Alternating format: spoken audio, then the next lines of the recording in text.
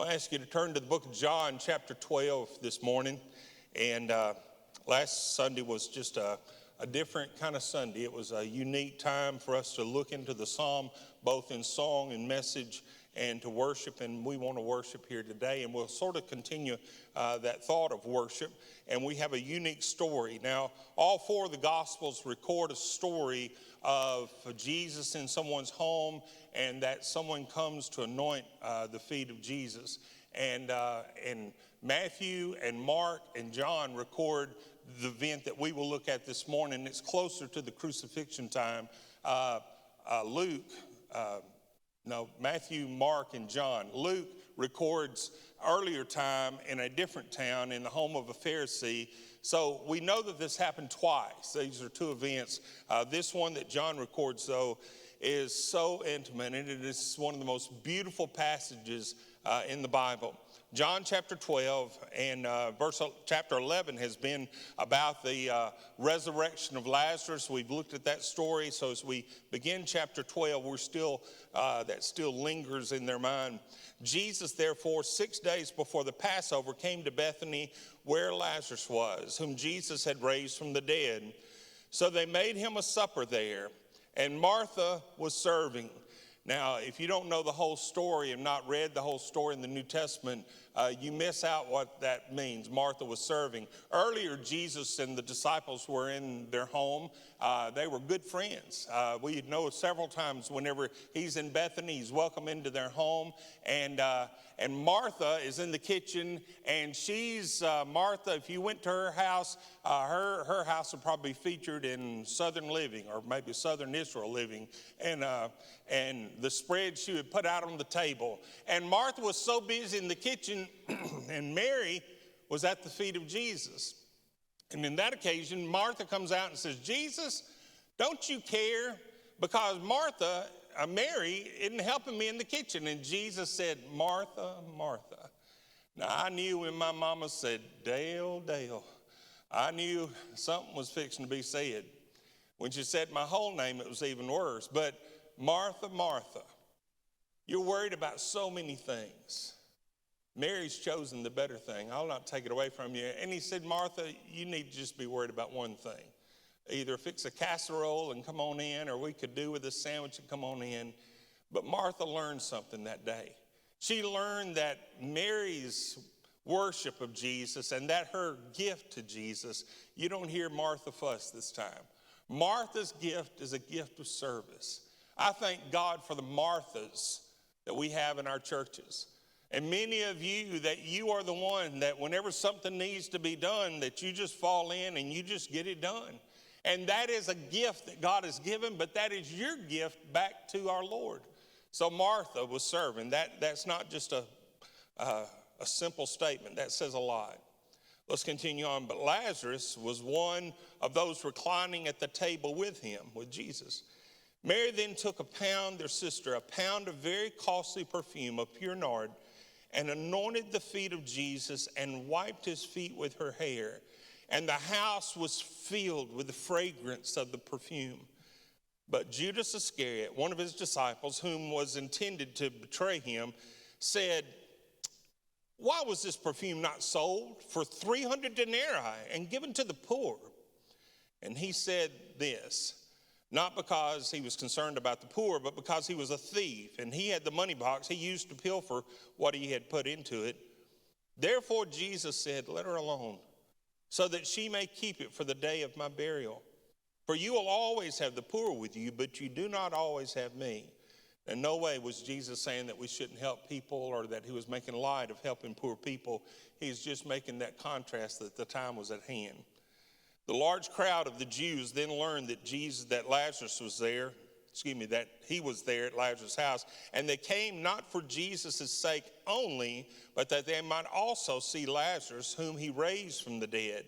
But the chief priests planned to put Lazarus to death also, because on account of him, many of the Jews were going away and were believing in Jesus.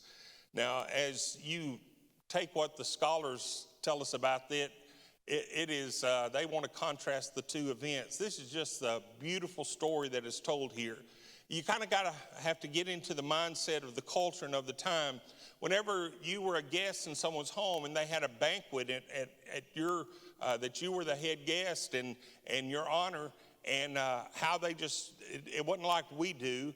The men and women were segregated, and the women ate at a different time, and the men ate, and they were reclining. It says they had pillows, and they would prop up, and their feet would be away from the table. Joshua went to children's camp with the children this year, and he said the first thing he did when he got there, because Joshua knows little boys, so he said all little boys take their shoes and put them out on the porch, because he knew he didn't want to have that odor in the house. So that's sort of the same thing. They washed their feet whenever they came, but the men reclined with their feet away from them, and they would lean up and they would eat from the table in that way. So all the men are gathered there, and I can almost see and hear the different stories that are being told. This is just a fellowship. It's a meal together. And somebody said, oh man, I remember, pass that red sauce. I remember whenever I first met Jesus, I was a leper. I mean, I had to walk around saying, unclean, unclean, and look at me, not even a scar. That's when I met Jesus. And somebody else said, well, that's pretty good, but I wouldn't have seen it anyway because I was blind. And whenever I met Jesus, Jesus gave me sight. Simon Peter probably spoke up and he said, listen, y'all, I was just a loudmouth, foul-mouthed fisherman, and I was wasting my life. And then I met Jesus. All these stories, and then Lazarus spoke up. Lazarus said, listen, I was stone cold dead and in the grave for 4 days. And I heard Jesus call my name, and voila, here I am. Everybody said, okay, Lazarus, that's the best story we've heard all night. But as you read this story and then you read what's going on, Martha she's serving, she's giving her very best to Jesus, and it's a pleasure for her to serve now. And then Mary comes into the room. And what we're going to learn that Mary does is one of the most beautiful expressions of worship and sacrifice, and how she comes with a pure heart. And as she does this, we're going to learn some things about worship, and we may find great compelling truth to be able to encourage us this morning, but we may learn some things that convict us as well. So let's just come to the party. Let's gather around the table. Let's see what takes place. You see, as Mary comes in, it is a true act of worship. And a true act of worship is a personal act of love for Jesus. That's what your worship is. No matter what you bring to worship, you're bringing a pure act of love for Jesus. And the word kind of comes to me of extravagant. I wish I'd have thought of that before now. We would have sang that song, Casting Crowns, that his love is extravagant. And I just think that as Mary came in, it wasn't about Mary, it wasn't about the perfume, it was about Jesus. And she did what she knew that she could do, and she returns to the feet of Jesus. If you look at Mary, every time you find Mary at the feet of Jesus. When he was in her home early and Martha got so upset, she was at the feet of Jesus learning. Whenever we find that Jesus is coming back into town at Lazarus' death, Martha comes out and Jesus declares to her that he is the resurrection and life. And she runs back to the house where Mary is sitting Shiva, and she comes in and said, the master's called for you. And where do you find Mary? She's running to Jesus, and she's where? At the feet of Jesus. And now then, today, we find her here coming back to the feet of Jesus. Where are you today? Because in worship, we come to the feet of Jesus. A true act of worship, as she does, and he deserves the most extravagant, sacrificial expression of our love. It's not just what we know, it is what we express. And every time that we do anything, in this time that we call worship, it needs to be worship. Every note and every word that the choir or soloist sings, it's for the glory of Jesus. It is an offering to God. Every scripture that is read, every prayer that is offered, every sermon that is preached, it is given unto Jesus as an offering for him to take and to use however that he will. And every person that sits in the pew and that they sing and that they join into this celebration, it is an act of worship. It's not performers for an audience. God is our audience. And so as we come today, it's much like Mary. The word we talked about last week for worship, in the English it means to assign worth to something or to somebody. In the Old Testament, the Hebrew word is said God, and that word literally means to bow down. Now that still means something in our culture, in our society, for when somebody bows down, and usually we only see that in the worst situations. But whenever we pay athletes thousands and millions and tens of millions and hundreds of millions of dollars to play a game, and then they take a knee, they bow their knee during the time of the national anthem, it makes my blood boil. So it still means something in our culture. It's still a sign, even though it may be a negative sign, but we don't bow our knee to just anybody. But back in that time, in that culture, then it meant something about his manhood. It would mean something about his country. It would mean something about winning or losing. And the conquering king would pull in the surrendered king and before everybody make him bow at his feet. You see, it meant something in that day to say that they bowed. But we bow out of worship. We come to say that only God is worthy of our worship. We assign worth to who he is. The Greek word prosnuio means to show affection toward.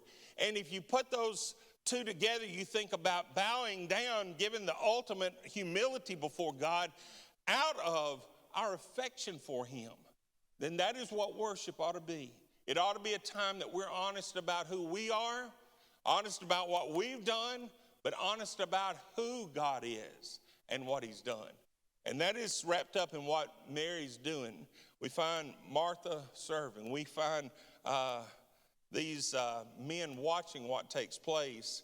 And whenever you hear the details that Mary is bringing this box with this perfume, and we hear the value of it, 300 denarii.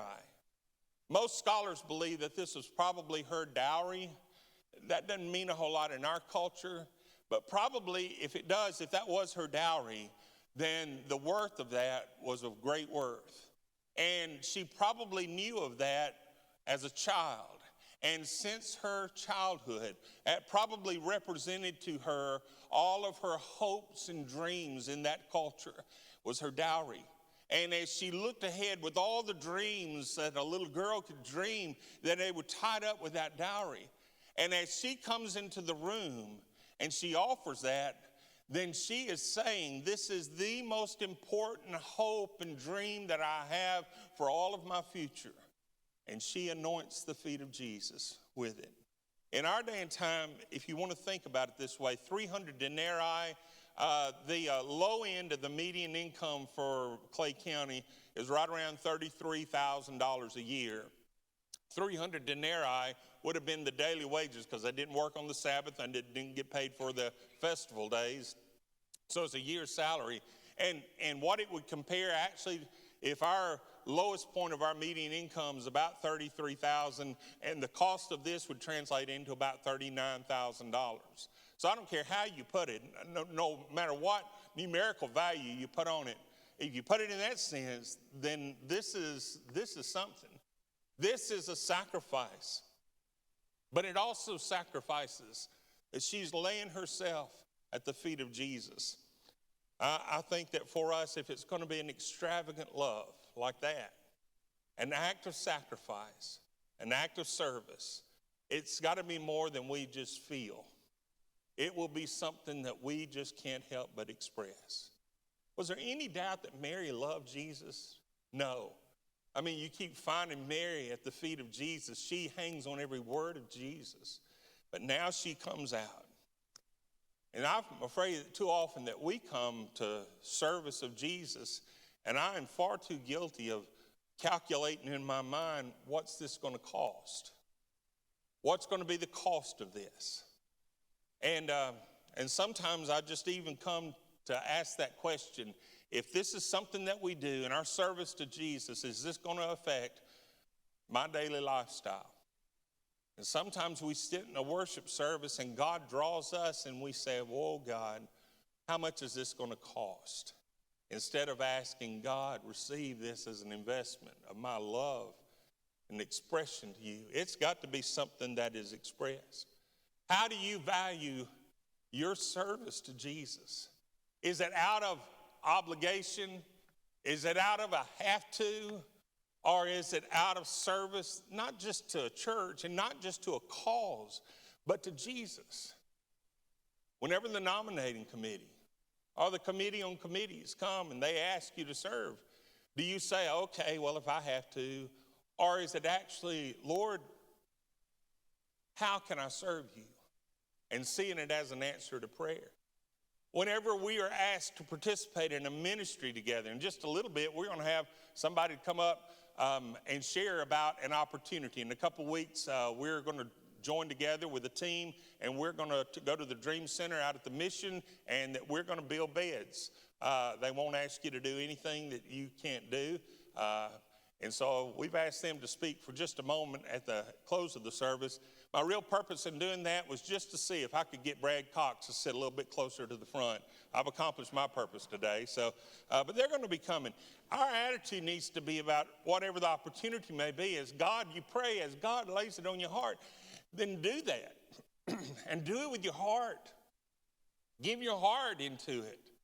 Because it is not just to build a bed, and it's not just to serve on a committee, and it's not just to play an instrument, and it's not just to teach a class, and it's not just to go on a trip, it's not just to chaperone, it's not just to drive or all these other things. It is serving Jesus. And am I doing that because it is an extravagant? Does it cost me something? Yes. Man, it should. But whatever it costs me, I'm going to give it unto Jesus. And as I think sometimes I hear people say, oh, I want to do great things for God. No, I want to do great things with God. And whenever God's telling us to do something, let me read you a verse of scripture you may want to hang on to. You may want to write this down and put it on your mirror, and in the morning, after you looked at your face, say, ooh, I need to read some scripture. It's Isaiah 54 and verse 2. It says, enlarge the place of your tent. Stretch out the curtains of your dwelling. Spare not, lengthen your cords and strengthen your pegs. You know what God's saying? Get ready, because I'm fixing to bless you. And you don't have enough room. I want him bless you so that it's going to broaden your horizons. It's going to stretch your pegs. It's going to stretch your tent. Get ready, because what I'm willing to do is bigger than you've prepared for. Isn't it wonderful? We've got a God that gives that kind of promise to us. Matt Redman, you probably know him. He's written songs. He's a songwriter. Probably the most famous song, The Heart of Worship, is a song that he wrote. But he also wrote a book, The Unquenchable Worshiper. And about this act that Mary performs, listen to his words. It was worship of a woman who didn't know the rules. An unpredictable, untamed heart on a quest to see Jesus glorified. People in love do lots of crazy things. Sometimes they even become an embarrassment to those around them. The woman who came to Jesus that day with a jar of perfume was probably an embarrassment to every person in the room, except, of course, Jesus. Sometimes we just sit back and worship because we're afraid of what might be said or perceived. I worry about that some, not like I used to, because I'm worshiping Jesus. He is the one who is here. And in everyday life, the things that we do, it is an act of worship to serve and walk with Jesus. The second, worship is a personal act of love toward Jesus. But the second thing we learn from here is that true worship oftentimes, is criticized. I don't want to dwell on this, but in verse 5, it says, Judas speaks that, why was this perfume not sold for 300 denarii and given to the poor? Mark's account of it kind of broadens that criticism. Mark chapter 14, verses 4 and 5 says, but some were indignantly, not just one, some were indignantly remarking to one another, why has this perfume been wasted? For this perfume might have been sold for over 300 denarii and the money given to the poor. And they were scolding her. Well, you say, well, preacher, these men were just practical. No, Martha was practical. You say, well, they're just being analytical. Well, you can be analytical, but that doesn't override spiritual. It doesn't override service. And I'm going to say something here, and it's not, I don't have anybody in mind, but I know this is true with my own heart at times. But there are people who know the price of everything, but they know the value of nothing. Let me say that again. There are people who know the price of everything, but know the value of nothing. And whenever their first thoughts come into whatever it may be, it is always, what's the cost? What's this going to cost me? What's the cost? But whenever you see the value spiritually, then the cost doesn't matter, because you're serving a God that told you to stretch your tent and get ready. I've never, ever had anything that God has called me to do that God has not provided what it took to do it. I've never had to come before God and say, okay, God, this is what you've asked. Now, God, I'm going to need a little bit of more energy, or a little more time, or a little more money, or a little more whatever. And God says, nope, you do with what you got. Whenever I come and God calls something and calls us to it, and we're sure of his call, then you can anticipate that he will supply your needs according to his riches in glory. There are folks who know the value of everything, but they know the price of everything, but they know the value of nothing. So they're willing to throw away relationships. They're willing to throw away their past. They're willing to throw away their testimony because it's costing them too much. I'm here to tell you that whatever God calls you to, he provides for you. There was criticism there that people were offended. Why is she doing this? Why is this? Can you believe that they said, why is this wasted on Jesus? We wouldn't dare think that, would we? Maybe. There were some that were embarrassed. And I've seen at times whenever God convicts a human heart, and that they just, different people do different things. Some people cry. Some people are real quiet. Some people need to be alone. Some people need more comfort. But I've seen churches before in revival and different things, when somebody, the Lord is convicting them and they are repenting, that people actually get embarrassed, that people walk an aisle or they kneel at the altar. Does that embarrass you? Then you need to look in your heart, and maybe a little repentance needs to take place. They were critical. And I've known criticism my whole life. You cannot be in the ministry and not know about criticism, but it can't keep you from doing anything. Whenever you give strong leadership, this is what I've heard, that he's intimidating. Or whenever you try to include others and try to draw others in, then we don't have clear direction.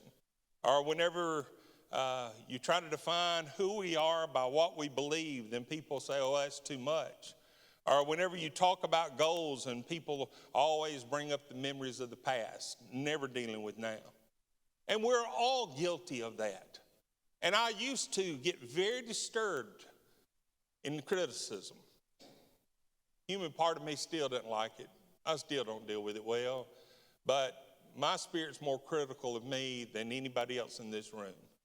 And there's nobody in this room quite as surprised when any good comes out of me. I'm the most surprised person in this room. So I want you to understand that does bother us. But Teddy Roosevelt said this, and this helps. He said, it is not the critic who counts, not the man who points out how the strong man stumbles or where the doer of the deed could have done them better. The credit belongs to the man who is actually in the arena, whose face is marred with dust and sweat and blood, who strives valiantly, who at the worst, if he fails, at least he fails while daring greatly. so that his place shall never be without cold and timid souls who know neither victory nor defeat. And all those who gathered around in that room and watched Mary and was disturbed by it or embarrassed by it or critical of it, they were not the ones that mattered. The one that mattered was Jesus. And Mary brought attention to Jesus. Now, there were others in the room that benefited. The room smelled wonderful, but it was about Jesus. Do you catch an aroma today? One or two things: either leave your shoes on the porch or smell the aroma of Jesus. John chapter 12 and verse 7, therefore Jesus said, let her alone, so that she may keep it for the day of my burial. The third truth is that true worship is treasured by Jesus. Jesus received this, and where everybody else was saying, oh, this is a waste, Jesus says, no, this is an investment. When everybody else was saying how foolish, Jesus was saying how beautiful. You see the MasterCard commercials, renting the room for or going over to Lazarus' house, 20 denarii. Food for Lazarus' house, 40 denarii.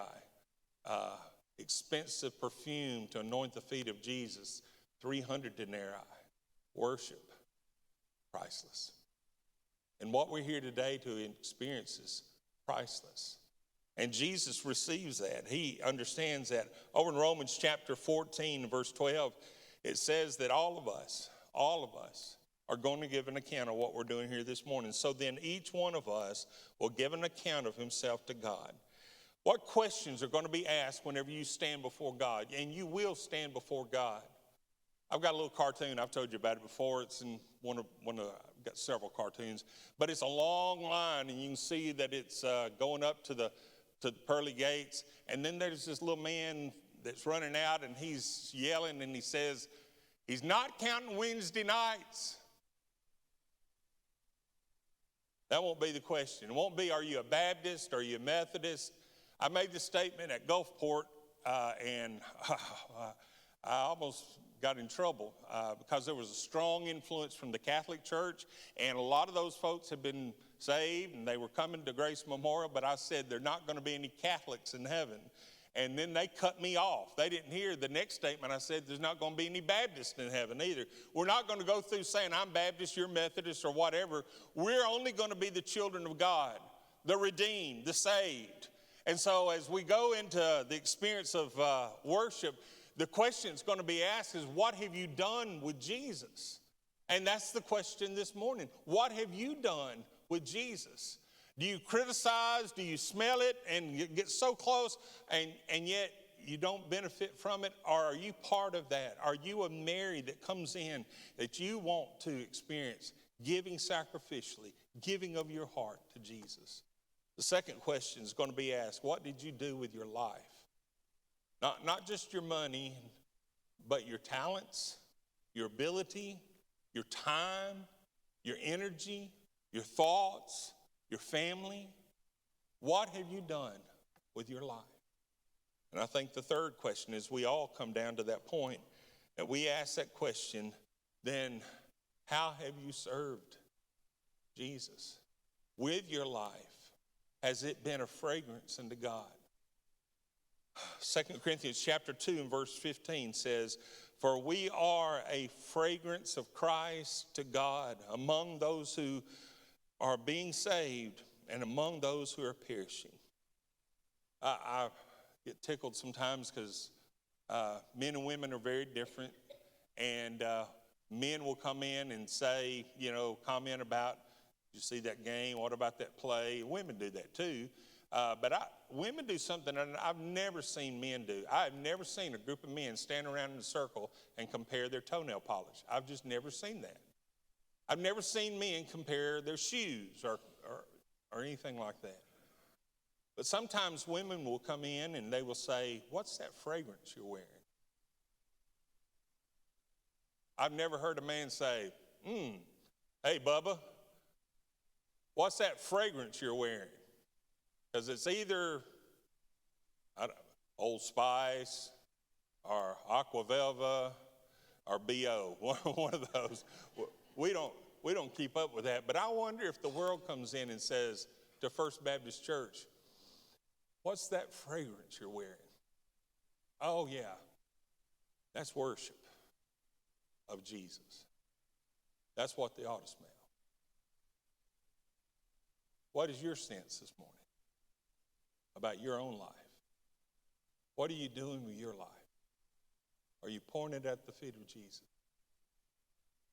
Father, I thank you for